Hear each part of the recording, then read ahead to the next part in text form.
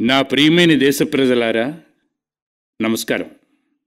మిమ్మల్ని కలిసేందుకు ఒక శుభ అవకాశం. మన్ కీ బాత్ మీతో, మీ కుటుంబ సభ్యులతో ఈ కార్యక్రమంలో కలిసినప్పుడు చాలా ఆహ్లాదంగా, సంతృప్తికరంగా ఉంటుంది. మన్ కీ బాత్ ద్వారా మిమ్మల్ని కలుస్తుంటే నా అనుభూతి ఇలాగే ఉంటుంది. ఈరోజు మనం కలిసి చేస్తున్న ఈ ప్రయాణంలో 108వ భాగం, 108 సంఖ్య ప్రాముఖ్యత, పవిత్రత ఇక్కడ లోతైన అధ్యయనాంశం. జపమాలలోని 108 పూసలు, 108 సార్లు జపం, 108 దివ్య క్షేత్రాలు, ఆలయాల్లో 108 మెట్లు, 108 గంటలు. ఈ 108 సంఖ్య అపారమైన విశ్వాసంతో ముడిపడి ఉంది. అందుకే మన్ కీ బాత్ 108వ భాగం నాకు మరింత ప్రత్యేకంగా మారింది. ఈ 108 భాగాలలో ప్రజల భాగస్వామ్యానికి సంబంధించిన అనేక ఉదాహరణలను మనం చూశాం. వారి నుండి ప్రేరణ పొందాం. ఇప్పుడు ఈ మైలురాయిని చేరుకున్న తర్వాత కొత్త శక్తితో, కొత్త ఉత్సాహంతో వేగంగా ముందుకు వెళ్ళాలని మనం నిర్ణయించుకోవాలి. సంతోషకరమైన యాదృచ్ఛిక విషయం ఏమిటంటే, రేపటి సూర్యోదయం 2024వ సంవత్సరంలో మొదటి సూర్యోదయం కావటం. రేపు మనం 2024వ సంవత్సరంలోకి ప్రవేశిస్తున్నాం. మీ అందరికీ 2024 నూతన సంవత్సర శుభాకాంక్షలు. మిత్రులారా, మన్ కీ బాత్ శ్రోతలు నాకు లేఖలు రాశారు. వారి చిరస్మరణీయ క్షణాలను పంచుకున్నారు. ఈ ఏడాది మన దేశం ఎన్నో ప్రత్యేక విజయాలు సాధించటం, 140 కోట్ల మంది భారతీయుల బలం, ఏళ్ల తరబడి ఎదురుచూసిన నారీ శక్తి వందన్ చట్టం ఇదే సంవత్సరంలో ఆమోదం పొందింది. భారతదేశం 5వ అతిపెద్ద ఆర్థిక వ్యవస్థగా అవతరించడం పట్ల పలువురు హర్షం వ్యక్తం చేస్తూ లేఖలు రాశారు. G20 శిఖరాగ్ర సదస్సు విజయవంతమైన విషయాన్ని చాలామంది గుర్తు చేశారు. మిత్రులారా, ఈరోజు భారతదేశంలోని ప్రతి ప్రాంతం ఆత్మవిశ్వాసంతో నిండి ఉంది. అభివృద్ధి చెందిన భారతదేశ స్ఫూర్తితో, స్వావలంబన స్ఫూర్తితో నిండి ఉంది. అదే స్ఫూర్తిని, ఊపును 2024లో కూడా మనం కొనసాగించాలి. ప్రతి భారతీయుడు వోకల్ ఫర్ లోకల్ మంత్రాన్ని ప్రాముఖ్యత ఇస్తున్నారని దీపావళి రోజున రికార్డు స్థాయిలో జరిగిన వ్యాపార లావాదేవీలు నిరూపించాయి. మిత్రులారా, నేటికి చాలామంది చంద్రయాన్-3 విజయానికి సంబంధించి నాకు సందేశాలు పంపుతున్నారు. నాలాగే మీరు కూడా మన శాస్త్రవేత్తల విషయంలో, ముఖ్యంగా మహిళా శాస్త్రవేత్తల విషయంలో గర్వపడుతున్నారని నేను ఖచ్చితంగా అనుకుంటున్నాను. మిత్రులారా, నాటు నాటు పాటకు ఆస్కార్ పురస్కారం లభించినప్పుడు దేశం మొత్తం సంతోషంతో ఉప్పొంగిపోయింది. ది ఎలిఫెంట్ విస్పరర్స్కిచ్చిన గౌరవం గురించి విన్నప్పుడు ఎవరైనా సంతోషించకుండా ఉండగలరా? వీటి ద్వారా భారతదేశ సృజనాత్మకతను ప్రపంచం దర్శించింది. పర్యావరణంతో మనకున్న అనుబంధాన్ని అర్థం చేసుకుంది. ఈ ఏడాది క్రీడల్లో కూడా మన అథ్లెట్లు అద్భుతంగా రాణించారు. మన క్రీడాకారులు ఆసియా క్రీడల్లో 107 పతకాలు, ఆసియా పారాగేమ్స్లో 111 పతకాలు సాధించారు. క్రికెట్ ప్రపంచ కప్లో భారత ఆటగాళ్లు తమ ఆట తీరుతో అందరి హృదయాలను గెలుచుకున్నారు. అండర్-19 T20 ప్రపంచ కప్లో మన మహిళా క్రికెట్ జట్టు విజయం ఎంతో స్ఫూర్తిదాయకం. అనేక క్రీడల్లో భారతీయులు సాధించిన విజయాలు దేశానికి కీర్తిని తెచ్చిపెట్టాయి. ఇప్పుడు 2024లో ప్యారిస్ ఒలింపిక్స్ జరుగుతాయి. దీనికోసం యావత్ దేశం మన ఆటగాళ్లను ప్రోత్సహిస్తున్నది. మిత్రులారా, మనం కలిసి ప్రయత్నాలు చేస్తున్నప్పుడల్లా అది మన దేశ అభివృద్ధి ప్రయాణంపై చాలా సానుకూల ప్రభావం చూపిస్తుంది. ఆజాదీ కా అమృత మహోత్సవ్, మేరీ మాటీ మేరా దేశ్ ఇలాంటి విజయవంతమైన ప్రచారాలు మన అనుభవంలోకి వచ్చాయి. ఇందులో కోట్లాది ప్రజల భాగస్వామ్యానికి మనమంతా సాక్షులం. 70,000 అమృత సరోవరాల నిర్మాణం కూడా మన సామూహిక విజయం. మిత్రులారా, ఆవిష్కరణలకు ప్రాముఖ్యత ఇవ్వని దేశ అభివృద్ధి ఆగిపోతుందని నేను ఎప్పుడూ నమ్ముతాను. భారతదేశం ఇన్నోవేషన్ హబ్గా మారటం మన ప్రగతి ప్రయాణం ఆగబోదనే విషయానికి ప్రతీక. గ్లోబల్ ఇన్నోవేషన్ ఇండెక్స్ 2015లో మనం 81వ స్థానంలో ఉన్నాం. ఈరోజు ఇండెక్స్లో మన ర్యాంకు 40. ఈ సంవత్సరం భారతదేశంలో దాఖలు చేసిన పేటెంట్ల సంఖ్య ఎక్కువగా ఉంది. వీటిలో దాదాపు 60% దేశీయ నిధులకు సంబంధించినవే. ఈసారి క్యూఎస్ ఏషియా యూనివర్సిటీ ర్యాంకింగ్లో అత్యధిక సంఖ్యలో భారతీయ విశ్వవిద్యాలయాలు చోటు దక్కించుకున్నాయి. మీరు ఈ విజయాల జాబితాను రూపొందించడం ప్రారంభిస్తే అది ఎప్పటికీ పూర్తి కాదు. భారతదేశ సామర్థ్య ప్రభావానికి ఇది కేవలం ఒక సంగ్రహావలోకనం మాత్రమే. మన దేశం సాధించిన ఈ విజయాల నుండి, దేశ ప్రజల ఈ సాఫల్యాల నుండి మనం ప్రేరణ పొందాలి. వారి విషయంలో గర్వపడాలి. కొత్త తీర్మానాలు చేసుకోవాలి. మరొకసారి మీ అందరికీ 2024 శుభాకాంక్షలు. నా కుటుంబ సభ్యులారా, భారతదేశం విషయంలో ప్రతిచోటా ఉన్న ఆశ, ఉత్సాహం గురించి మనం చర్చించాం. ఈ ఆశ, నమ్మకం చాలా బాగున్నాయి. భారతదేశం అభివృద్ధి చెందితే యువతకు ఎక్కువ ప్రయోజనం చేకూరుతుంది. కానీ యువత దృఢంగా ఉన్నప్పుడే దానివల్ల ఎక్కువ ప్రయోజనం లభిస్తుంది. ఈ రోజుల్లో జీవన విధానాలకు సంబంధించి, వ్యాధుల గురించి ఎంత చర్చ జరుగుతుందో మనం చూస్తున్నాం. ఇది మనందరికీ, ముఖ్యంగా యువతకు చాలా ఆందోళన కలిగించే విషయం.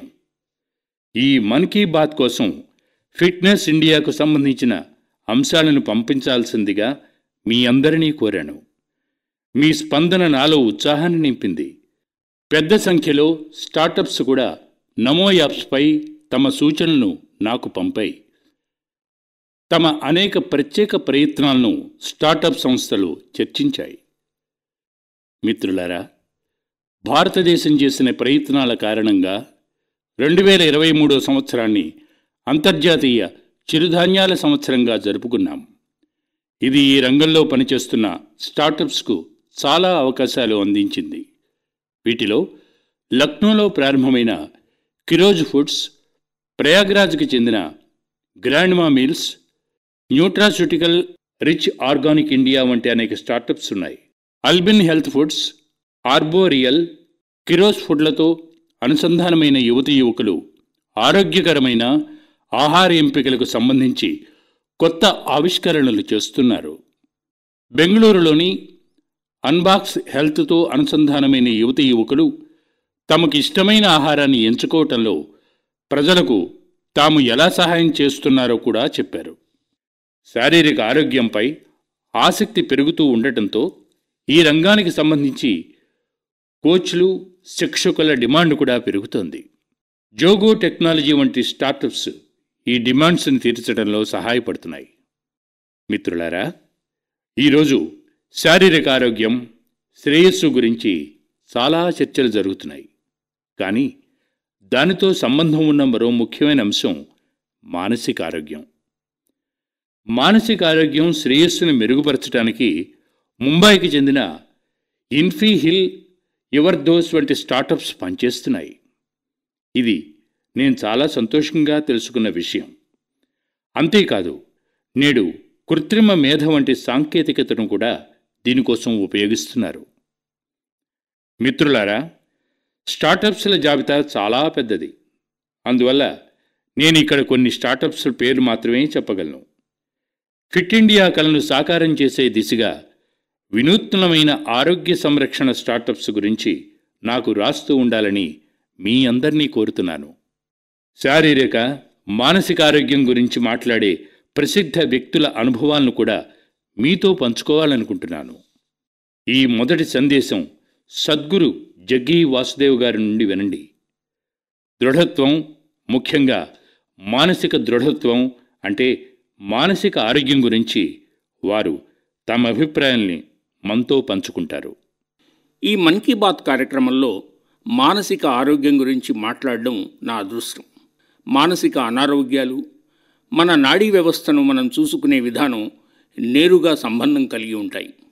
నాడీ వ్యవస్థను మనం ఎంత అప్రమత్తంగా, చంచలరహితంగా, అలజడులు లేకుండా ఉంచుతామనే విషయంపై మనలో మనం ఎంత ఆహ్లాదకరంగా ఉంటామనే అంశం ఆధారపడి ఉంటుంది.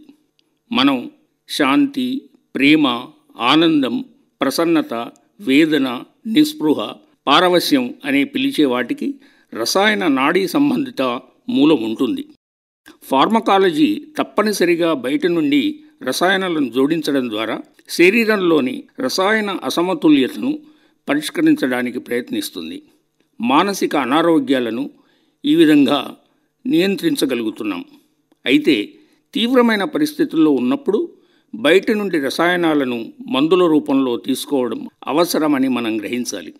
అంతర్గత మానసిక ఆరోగ్య పరిస్థితి కోసం పనిచేయడం లేదా మనలో ఒక సమతుల్య రసాయన స్థితి కోసం పనిచేయడం, శాంతి, ఆనందం, సంతోషాల కోసం రసాయనాలను ప్రతి వ్యక్తి జీవితంలోకి తీసుకురావాలి. సమాజ సాంస్కృతిక జీవితంలోకి, ప్రపంచవ్యాప్తంగా ఉన్న దేశాల్లోకి, మొత్తం మానవాళికి తీసుకొని రావాలి. మన మానసిక ఆరోగ్యాన్ని మనం అర్థం చేసుకోవడం చాలా ముఖ్యం. మన చిత్తశుద్ధి అనేది సున్నితమైన ప్రత్యేకత. మనం దాన్ని రక్షించాలి, దాన్ని పెంపొందించుకోవాలి.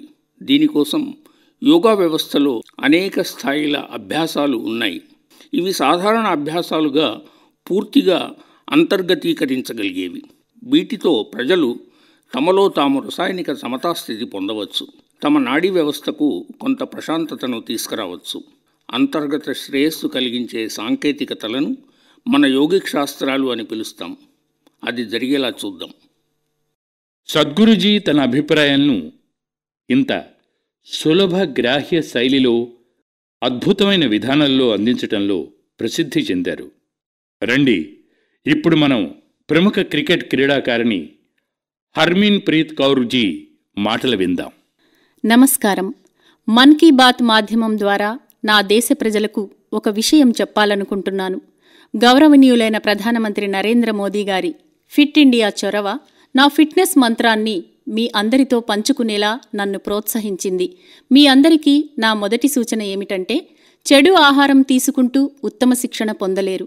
అంటే మీరు ఎప్పుడు తింటారు, ఏం తింటారు అనే విషయాల్లో చాలా జాగ్రత్తగా ఉండాలి. ఇటీవల గౌరవనీయులైన ప్రధానమంత్రి మోదీ గారు ప్రతి ఒక్కరిని చిరుధాన్యాలు తినమని ప్రోత్సహించారు. ఇవి రోగనిరోధక శక్తిని పెంచుతాయి, స్థిరమైన కృషి చేసేలా సహాయపడతాయి, సులభంగా జీర్ణమవుతాయి. క్రమబద్ధమైన వ్యాయామం, 7 గంటల పూర్తి నిద్ర శరీరానికి చాలా ముఖ్యం. ఇవి ఫిట్గా ఉండడానికి సహాయపడతాయి. దీనికోసం చాలా క్రమశిక్షణ, స్థిరత్వం అవసరం. మీరు దీని నుండి ఫలితాలను పొందితే ప్రతిరోజు వ్యాయామం చేయడం ప్రారంభిస్తారు. మీ అందరితో మాట్లాడటానికి, నా ఫిట్నెస్ మంత్రాన్ని పంచుకోవడానికి నాకు అవకాశం ఇచ్చినందుకు గౌరవనీయ ప్రధానమంత్రి గారికి చాలా చాలా ధన్యవాదాలు. హర్మన్ ప్రీత్ గారి వంటి ప్రతిభాశాలురైన క్రీడాకారిణి మాటలు ఖచ్చితంగా మీ అందరికీ స్ఫూర్తినిస్తాయి. రండి, గ్రాండ్ మాస్టర్ విశ్వనాథన్ ఆనంద్ గారి మాటలను వినండి. ఆయన ఆడే చదరంగం ఆటకు మానసిక దృఢత్వం ఎంత ముఖ్యమో మనకు తెలుసు. నమస్తే, నేను విశ్వనాథన్ ఆనంద్ని. నేను చదరంగం ఆడడాన్ని మీరు చూశారు. నా ఫిట్నెస్ కారణాన్ని చాలా తరచుగా అడుగుతుంటారు. చదరంగం ఆడేందుకు చాలా శ్రద్ధ, సహనం అవసరం. కాబట్టి నేను ఇప్పుడు చెప్పే వాటిని చేస్తాను. అవి నన్ను ఫిట్గా, చురుగ్గా ఉంచుతాయి. నేను వారానికి 2 సార్లు యోగా చేస్తాను. వారానికి 2 సార్లు కార్డియో వ్యాయామాలు చేస్తాను. ఫ్లెక్సిబిలిటీ, స్ట్రెచ్చింగ్, వెయిట్ ట్రైనింగ్పై వారానికి 2 సార్లు దృష్టి పెడతాను. వారానికి 1 రోజు సెలవు తీసుకుంటాను. చదరంగానికి ఇవన్నీ చాలా ముఖ్యమైనవి. మీరు 6 లేదా 7 గంటల పాటు తీవ్రమైన మానసిక శ్రమను కొనసాగించే శక్తిని కలిగి ఉండాలి. మీరు హాయిగా, సౌకర్యవంతంగా కూర్చోగలగాలి. మీరు చదరంగం లాంటి ఆటలో ఏదైనా సమస్యపై దృష్టి పెట్టాలనుకున్నప్పుడు ప్రశాంతంగా ఉండడానికి మీ శ్వాస నియంత్రణ సామర్థ్యం సహాయపడుతుంది. మన్ కీ బాత్ శ్రోతలందరికీ నా ఫిట్నెస్ చిట్కా ఏమిటంటే, ప్రశాంతంగా ఉండి లక్ష్యంపై దృష్టి పెట్టాలి. నా విషయంలో మంచి ఫిట్నెస్ చిట్కా, ఖచ్చితంగా అత్యంత ముఖ్యమైన ఫిట్నెస్ చిట్కా సుఖవంతమైన రాత్రి నిద్ర. రాత్రికి కేవలం 4-5 గంటలు నిద్రపోవడం సరికాదు, కనీసం 7-8 గంటలు ఉత్తమమని నేను భావిస్తాను. కాబట్టి మనం రాత్రిపూట మంచి నిద్ర పొందడానికి వీలైనంత ప్రయత్నించాలి. అలా నిద్రపోతేనే మరుసటి రోజు మీరు ప్రశాంతంగా పగటిపూట గడపగలుగుతారు. అలా నిద్రపోతేనే మీరు అనాలోచిత నిర్ణయాలు తీసుకోరు, మీ భావోద్వేగాలను నియంత్రించగలుగుతారు. నా దృష్టిలో నిద్ర అత్యంత ముఖ్యమైన ఫిట్నెస్ చిట్కా. రండి, మనం అక్షయ్ కుమార్ గారి మాటలు విందాం. నమస్కారం, నేను అక్షయ్ కుమార్ని. ముందుగా మన గౌరవనీయులైన ప్రధానమంత్రి గారికి నేను చాలా కృతజ్ఞతలు తెలియజేస్తున్నాను. ఆయన మన్ కీ బాత్లో నా మన్ కీ బాత్ని మీకు చెప్పే చిన్న అవకాశం నాకు లభించింది. నాకు ఫిట్నెస్పై ఎంత ఆసక్తి ఉందో అంతకంటే ఎక్కువగా సహజంగా ఫిట్గా ఉండేందుకు నేను ఆసక్తి చూపుతానని మీకు తెలుసు. ఫ్యాన్సీ జిమ్ కంటే ఎక్కువగా నాకు నచ్చేది బయట స్విమ్మింగ్ చేయడం, బ్యాడ్మింటన్ ఆడడం, మెట్లెక్కడం, ముగ్ధర్తో కసరత్తులు చేయడం, మంచి ఆరోగ్యకరమైన ఆహారం తినడం. స్వచ్ఛమైన నెయ్యి సరైన పరిమాణంలో తింటే మేలు జరుగుతుందని నేను నమ్ముతాను. కానీ చాలామంది అబ్బాయిలు అమ్మాయిలు లావ్ అవుతామని భయపడి నెయ్యి తినకుండా ఉండడం నేను చూస్తున్నాను. మన ఫిట్నెస్కు ఏది మంచిదో ఏది చెడ్డదో అర్థం చేసుకోవడం చాలా ముఖ్యం. సినీ నటుల శరీరాన్ని చూసి కాకుండా వైద్యుల సలహా మేరకు జీవనశైలిని మార్చుకోవాలి. నటీనటులు తరచుగా తెరపై కనిపించేలా ఉండరు. అనేక రకాల ఫిల్టర్లు, స్పెషల్ ఎఫెక్ట్లను ఉపయోగిస్తారు. వాటిని చూసిన తర్వాత మన శరీరాన్ని మార్చుకోవడానికి తప్పుడు లేదా అడ్డదారులను ఉపయోగించడం ప్రారంభిస్తాం. ఈ రోజుల్లో చాలామంది స్టెరాయిడ్స్ తీసుకుంటున్నారు. ఈ 6 ప్యాక్ లేదా 8 ప్యాక్కు ప్రాధాన్యత ఇస్తున్నారు. మిత్రులారా, అటువంటి అడ్డదారులతో శరీరం బయట నుండి చూడ్డానికి ఉబ్బుతుంది, కానీ లోపల డొల్లగా ఉంటుంది. సత్వర మార్గం మీ జీవిత కాలాన్ని చిన్నదిగా మారుస్తుందని మీరు గుర్తుంచుకోవాలి. మనకు అడ్డదారులు వద్దు, దీర్ఘకాలం ఉండే ఫిట్నెస్ కావాలి. మిత్రులారా, ఫిట్నెస్ ఒక రకమైన తపస్సు. ఇన్స్టాంట్ కాఫీనో 2 నిమిషాల్లో తయారయ్యే నూడిల్సో కాదు. కనుక రసాయనాలను ఉపయోగించబోమని, సత్వర మార్గాల వ్యాయామం చేయబోమని, యోగా, మంచి ఆహారం, సమయానికి నిద్రపోవడం, కొంత ధ్యానం చేయడంతో పాటు ముఖ్యంగా మీరు కనిపించే తీరును సంతోషంగా అంగీకరించడం వంటివి చేస్తామని ఈ కొత్త సంవత్సరంలో వాగ్దానం చేసుకోండి. ఇప్పటి నుండి ఫిల్టర్ జీవితాన్ని గడపకండి, ఫిట్టర్ జీవితాన్ని గడపండి. సురక్షితంగా ఉండండి. జై మహాకాల్. ఈ రంగంలో అనేక ఇతర స్టార్టప్స్ ఉన్నాయి. కాబట్టి ఈ రంగంలో అద్భుతమైన పని చేస్తున్న యువ స్టార్టప్స్ వ్యవస్థాపకుడితో చర్చించాలని అనుకుంటున్నాను. నమస్కారం, నా పేరు రిషబ్ మల్హోత్రా. నేను బెంగళూరులో ఉంటాను. మన్ కీ బాత్లో ఫిట్నెస్ గురించి చర్చ జరుగుతోందని తెలిసి చాలా సంతోషంగా ఉంది. నేను ఫిట్నెస్ ప్రపంచానికి చెందినవాడిని. బెంగళూరులో మాకు తగడారహో పేరుతో స్టార్టప్ ఉంది. భారతదేశ సాంప్రదాయిక వ్యాయామానికి ప్రాధాన్యత కల్పించేందుకు మా స్టార్టప్ను ప్రారంభించాం. భారతదేశ సాంప్రదాయిక వ్యాయామంలో గద వ్యాయామం అనే చాలా అద్భుతమైన వ్యాయామం ఉంది. మా దృష్టి మొత్తం గద, ముగద్దర్ వ్యాయామంపై మాత్రమే ఉంది. గదతో శిక్షణ ఎలా చేస్తారో తెలుసుకుని ప్రజలు ఆశ్చర్యపోతున్నారు.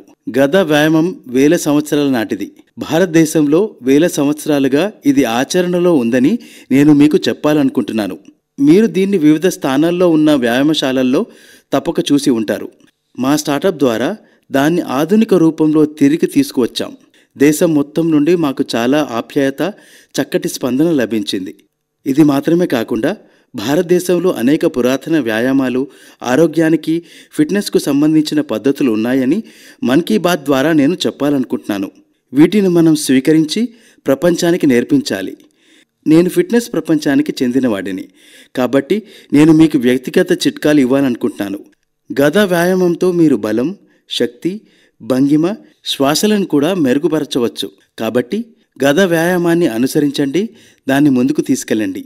జై హింద్. మిత్రులారా, ప్రతి ఒక్కరూ తమ అభిప్రాయాల్ని వ్యక్తం చేశారు.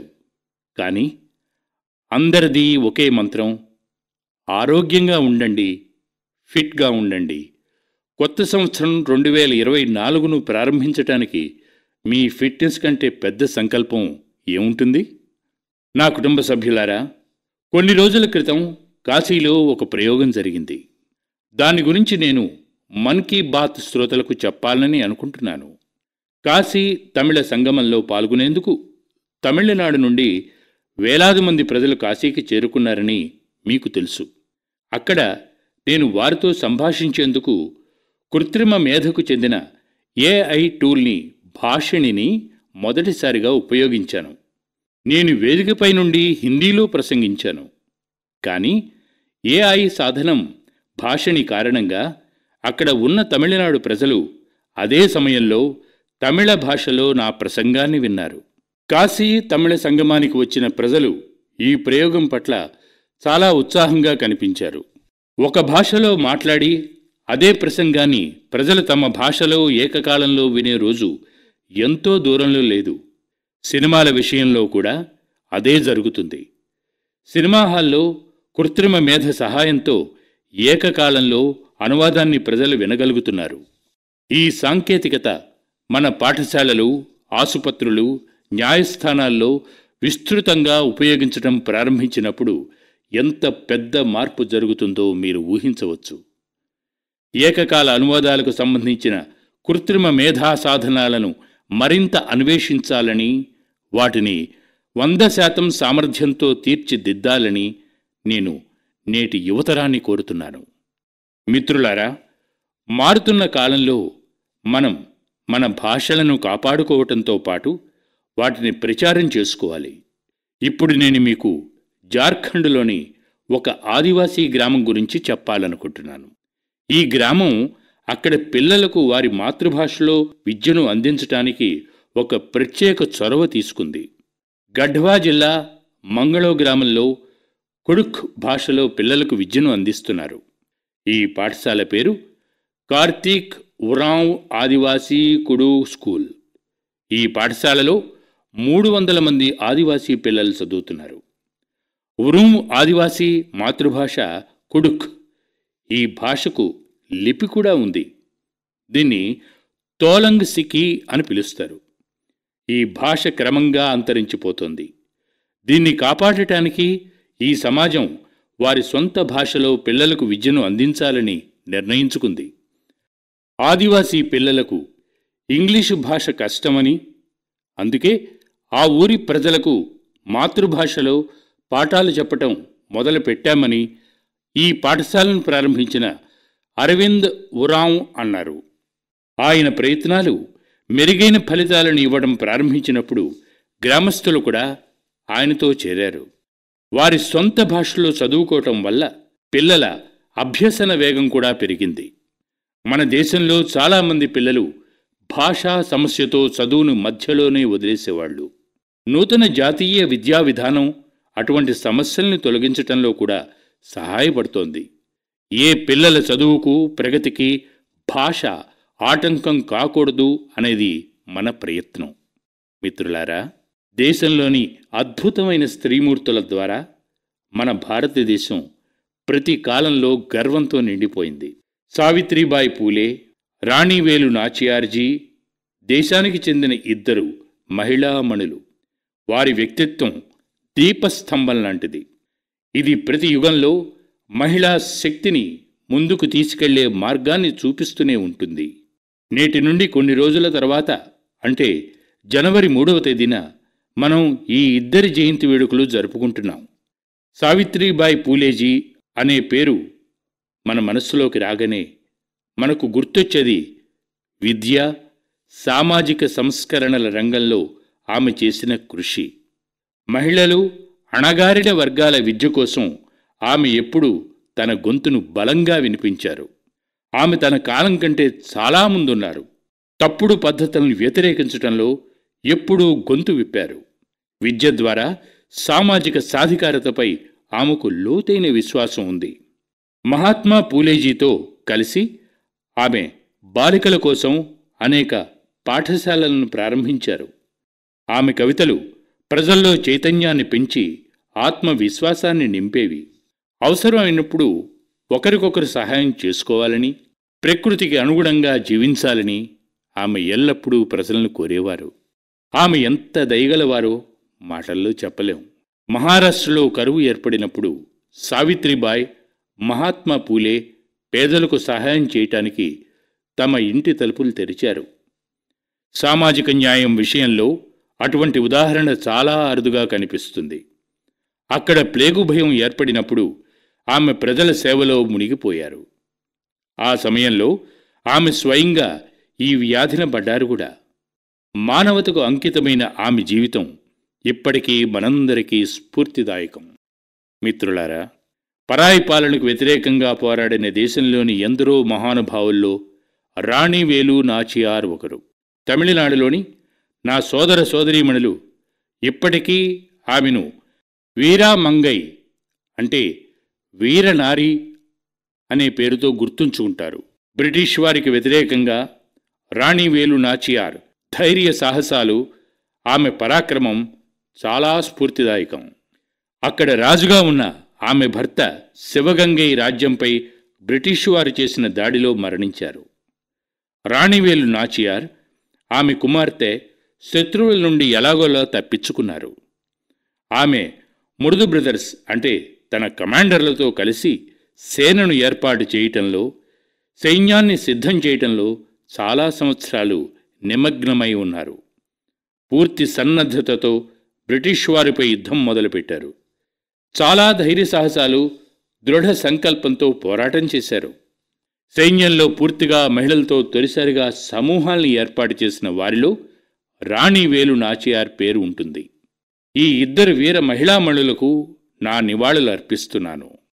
నా కుటుంబ సభ్యులారా, గుజరాత్లో డాయిరా సంప్రదాయం ఉంది. రాత్రంతా వేలాది మంది డాయిరాలో చేరి వినోదంతో పాటు విజ్ఞానాన్ని పొందుతున్నారు. ఈ డాయిరాలో జానపద సంగీతం, జానపద సాహిత్యం, హాస్యంల త్రివేణీ సంగమం అందరి మదిలో ఆనందాన్ని నింపుతోంది. సోదరుడు జగదీష్ త్రివేది గారు ఈ డాయిరాకు చెందిన ప్రముఖ కళాకారులు. హాస్య నటుడిగా సోదరుడు జగదీష్ త్రివేది గారు 30 సంవత్సరాలకు పైగా తన ప్రభావాన్ని కొనసాగించారు. ఇటీవల నాకు ఆయన నుండి ఒక లేఖ వచ్చింది. దాంతోపాటు ఆయన తన గ్రంథం ఒకటి పంపారు.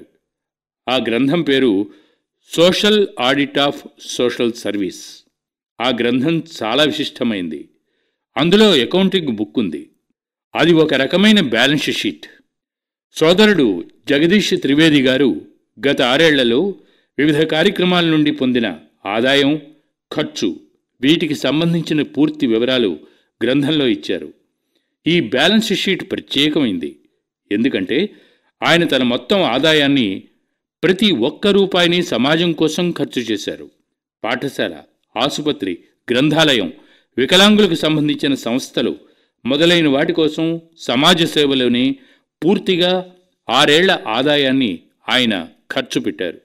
గ్రంథంలో ఒక చోట రాసినట్టుగా 2022లో ఆయన తన కార్యక్రమాల ద్వారా 2,35,79,674 రూపాయలు సంపాదించారు.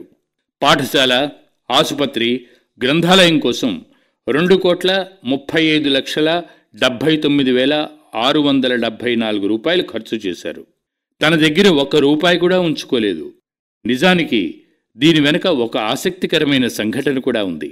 తనకు 2017లో 50 ఏళ్లు నిండినప్పుడు తన కార్యక్రమాల ద్వారా వచ్చే ఆదాయాన్ని ఇంటికి తీసుకెళ్లకుండా సమాజానికి ఖర్చు చేస్తానని సోదరుడు జగదీష్ త్రివేది గారు ఒక సందర్భంలో ప్రకటించారు. వివిధ సామాజిక కార్యక్రమాల కోసం 2017 నుండి ఆయన సుమారుగా 8,75,00,000 రూపాయలు ఖర్చు చేశారు. ఒక హాస్య నటుడు తన మాటలతో అందరినీ నవ్వించేలా చేస్తాడు. అయితే లోపల ఎంత సున్నితత్వం ఉంటుందో సోదరుడు జగదీష్ త్రివేది గారి జీవితం నుండి చూడవచ్చు. ఆయనకు 3 PhD డిగ్రీలు కూడా ఉన్నాయని తెలిస్తే మీరు ఆశ్చర్యపోతారు. ఆయన 75 గ్రంథాలు రాశారు. వాటిలో చాలా గ్రంథాలకు పురస్కారాలు కూడా వచ్చాయి. సామాజిక సేవకు ఎన్నో పురస్కారాలు స్వీకరించారు. సోదరుడు జగదీష్ త్రివేది గారి సామాజిక సేవకు నేను శుభాకాంక్షలు తెలియజేస్తున్నాను. నా కుటుంబ సభ్యులారా, అయోధ్యలో రామమందిరం విషయంలో దేశవ్యాప్తంగా ఆసక్తి, ఉత్సాహం ఉన్నాయి.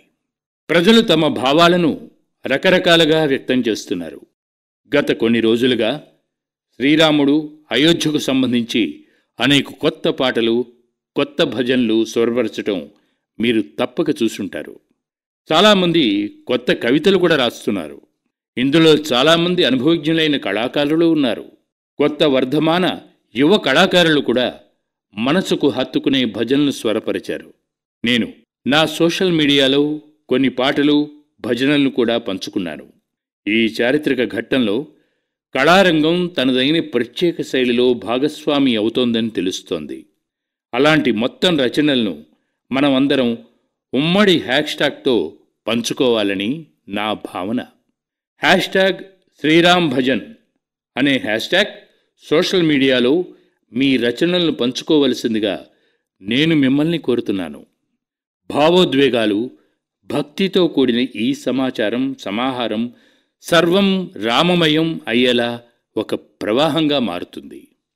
నా ప్రియమైన దేశ ప్రజలారా, ఈరోజు మన్ కీ బాత్లో ఇంతే. 2024కి ఇంకా కొన్ని గంటల సమయమే ఉంది. భారతదేశం సాధించిన విజయాలు ప్రతి భారతీయుడి విజయాలు. పంచప్రాణ సూత్రాలను దృష్టిలో ఉంచుకొని భారతదేశ అభివృద్ధికి నిరంతరం కృషి చేయాలి. మనం ఏ పని చేసినా, ఏ నిర్ణయం తీసుకున్నా దానివల్ల దేశానికి లభించే ప్రయోజనమే మన మొదటి ప్రమాణం కావాలి. దేశానికే మొదటి ప్రాధాన్యం. Nation first. ఇంతకంటే గొప్ప మంత్రం లేదు. ఈ మంత్రాన్ని అనుసరించి భారతీయులమైన మనం మన దేశాన్ని అభివృద్ధి, స్వావలంబనలతో తీర్చిదిద్దుదాం. మీరందరూ 2024 విజయాల కొత్త శిఖరాలను చేరుకోవాలని ఆకాంక్షిస్తున్నాను. మీరందరూ ఆరోగ్యంగా ఉండాలని, ఫిట్గా ఉండాలని, పూర్తి సంతోషంగా ఉండాలని కోరుకుంటున్నాను. ఇదే నా ప్రార్థన. దేశ ప్రజల కొత్త విజయాల గురించి 2024లో మరొకసారి చర్చిద్దాం. చాలా చాలా ధన్యవాదాలు.